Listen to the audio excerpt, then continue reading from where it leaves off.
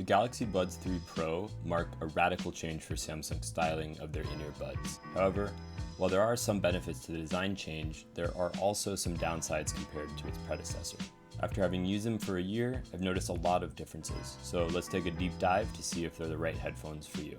Now, first up, getting into the design and the case of the Galaxy Buds 3 Pro. These are probably the most derivative design we've seen out of all of the headphone shapes there are right now, because they do have the stem design, even though it is now a much more angular design. And the two colors it comes in are this gunmetal gray and the standard white design. Besides the angular stems with the new press option, they do have these LED lights. So you'll see when I throw it back in here and close it or open it, you can see those LEDs.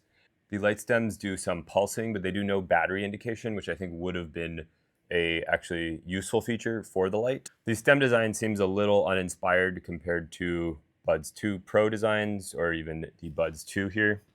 But I believe the light has the option to work with the Find My feature. So even though it's not much light output and this is kind of tinted, that could perhaps help you find them in a pitch black environment. I almost feel like the angular stem was made just so that it could be separated from the AirPods Pro, for example, and not look exactly the same, because from that angle right there, they look almost exactly like AirPods Pro, especially if you get the white version. The case is a little bit finicky to get into, but overall, it does work pretty well, and they are IP57 rated, so that is good for most dust and water scenarios. You wouldn't want to really fully dunk it in the water for a while. It is kind of giving Cybertruck vibes with especially this color that I have here. And there's an indicator on the front as well here. Now, getting into quality control issues, I believe in the beginning there were some recalls with the Buds 3 Pro, and I saw some posts on Reddit about that. They paused shipments for a little bit, and then I think they maybe restarted the shipments after a month or so. One of the things I've seen on Reddit in the past probably 6 months is that the silicone tip, like the part that holds the tip on, has like dislodged a little bit. So that doesn't inspire the most confidence, but I've had no issues with mine personally in terms of the actual tip. Perhaps that could be because of this. It causes more kind of leverage or torque on the actual piece when you're putting it and removing it. But one of the benefits of the kind of stem design is the microphone is closer to your mouth. And then we'll get into a quick microphone test right now, but I want to do a little range test where I can walk away from the mic, recording from the buds directly onto the phone, which is a feature they have in Samsung phones now.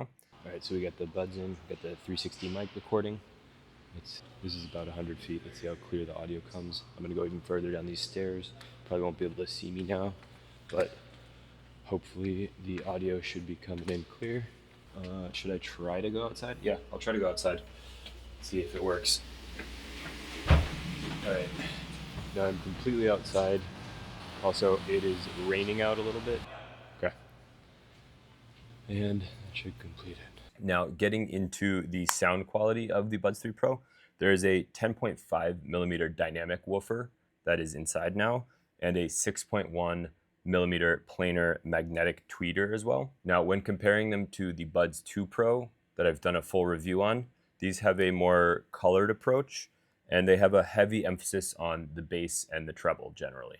They tend to have more recessed mids stock, but you can adjust some of this stuff in the app. But generally out of the box, it is a little more V-shaped and a little unbalanced for my liking. I will say I generally prefer the sound profile of the Buds 2 Pro over these, which was a little bit of a disappointment for me. But then again, I was blown away. I was blown away by the sound of these. So they are generally still very good. For me, a little bit of a disappointment because you're going forward a generation and it went a little bit back for me. I would prefer if they were slightly dialed back a little bit. I found the bass to be a little bit overpowering in general. They do sound slightly better with the ANC off though. And then with SSC, which is the Samsung Seamless Codec, that is a high quality audio format that was first introduced with the Buds 2 Pro, but is now continued on with the Buds 3 Pro. You do have to have a compatible Samsung phone for that to work.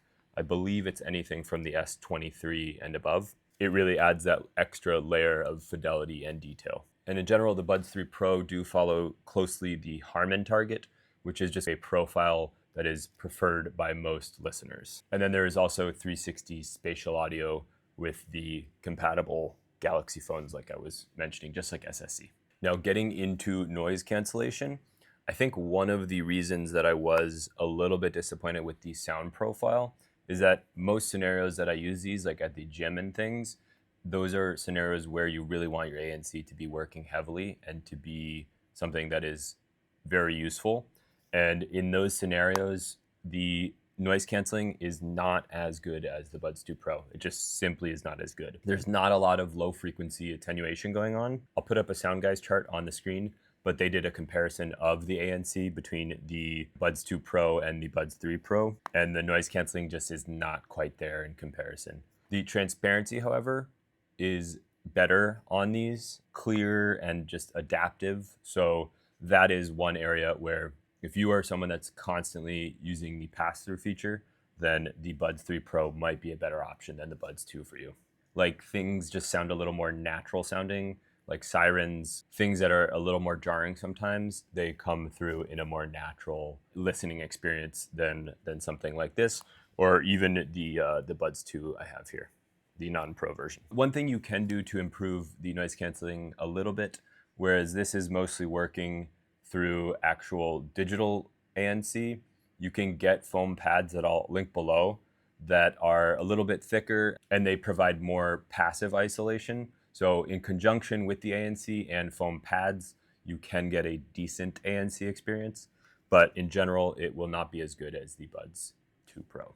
In terms of the direct competition, I think the kind of biggest competition here is the Buds 2 Pro or the AirPods Pro. And the AirPods Pro, they are a little bit more balanced out the box in terms of the sound. But if you are someone that has a Android phone or a Samsung phone, specifically a Samsung phone, I think the Galaxy Buds are just kind of more the default because they do have the SSC I was talking about, spatial sound, stuff like that, direct mic recording when you're doing a video. And the favorite feature that I have is the wireless charging, where if my buds are completely dead, I can just top them up quickly or get enough charge for like a workout or something or a quick listening experience directly on my phone with the reverse wireless charging, which is an invaluable feature and has saved me so many times from being completely without buds. And then in terms of pricing, I've seen these go on like $20 to $30 sales. More recently, they have gone on higher sales. So depending on when you're watching this, if you're watching this on like Prime Day or in the fall when it's kind of the shopping season and they're doing Black Friday stuff, then these will certainly go on big discounts as things tend to do after the year mark. And if you're finding this review helpful, picking up a pair below is the best way to support the channel at no additional cost to you, but it does help keep this channel free of sponsorships, so it's a better viewing experience. And then for the battery life of the Buds 3 Pro, it typically lasts 4 to 5 hours. Depends if you have ANC on. If you don't have it on, then it will last a little bit longer. I will likely put out a short soon where I kind of test the actual charge time from the phone, because I think that's something interesting to know that I haven't seen tested. And I would like to see how quickly it can top up from the phone. So I'll do a test on that soon, and I'll link that either here or in a playlist below. You can also disable voice controls to increase the battery by a little bit as well. You can roughly charge it about 4.5 times from the case. All right, so this is gonna be the language test. I'm gonna put the Galaxy Buds 3 in, and then on my phone, I'm gonna open up the interpreter app. My mom is going to speak in French. I have very limited French knowledge, so I have noise canceling on, so I can't really hear her very well, but I'm gonna have the phone read what she says in French, and then I'm going to repeat back basically what she is saying in English, and then she's gonna tell me if that's correct or not. Okay, so first phrase. Il fait beau aujourd'hui, je vais me promener. It's nice weather. I have to, yes, I'm going for a walk. J'ai mal à la tête, je vais prendre des médicaments et me reposer. I have a headache. I'm going to take some medicine and rest. ¿Qué vas a comer esta noche para la cena? Qu'allez-vous manger pour le dîner ce soir? Je crois que je vais manger le poisson. Creo que quiero comer pescado.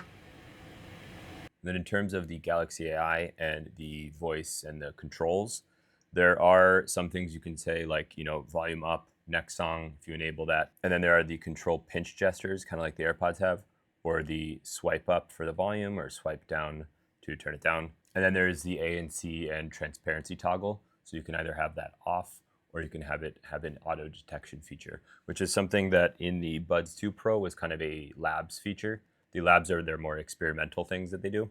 That is now kind of a feature embedded in the software where you can control that if you just want it to auto toggle. But then like the Buds 2 or the Buds 2 Pro, one feature I actually do miss was the ability in labs to tap here. So I just tapped, it turned the volume up, and that is something that's no longer usable. So if you, in the winter are wearing like a hat or you're skiing or something, that is something that I do actually miss because I used to just be able to like tap my cheek like this and it would change the volume. But now you do have to actually get in there and kind of do that or do it on your actual phone here. I would love for them to bring that back, that feature, but again, like with the kind of stem here, it can kind of get in the way. So I guess that's why they removed it, but that's actually something I miss and is, for me, a downside of the Buds 3. Because that was something I got super used to since the Buds 2, then the Buds 2 Pro, and I just missed that feature in general. But to each their own, and your mileage may vary on that. In terms of connectivity and the app, there is a lack of multi-point connection, which is something that I find kind of odd. I would have expected that to be a kind of main feature that they would have upgraded from the Buds 2. Even the Amazon Echo Buds that I've reviewed, they have that, and they're like, you can find those on sale at a $25 price point. And then even just between like Galaxy devices, auto switching between those, you have to accept to their terms, which maybe is an issue for you. I think in general, like I mentioned, these are the defaults for Samsung devices because of that, because you have that ability where they don't have the multi-point connectivity. Like I mentioned, I did a long-term review of the Galaxy Buds 2 Pro here. You can check that out here if you want to see it. They are still a very good option against even the Galaxy Buds 3 Pro, which are much newer. Or if you like over-the-ear headphones, I did a Quiet Comfort Bose review right here, and those are my favorite over-the-ear headphones currently. So thanks for watching, and I'll see you in the next one.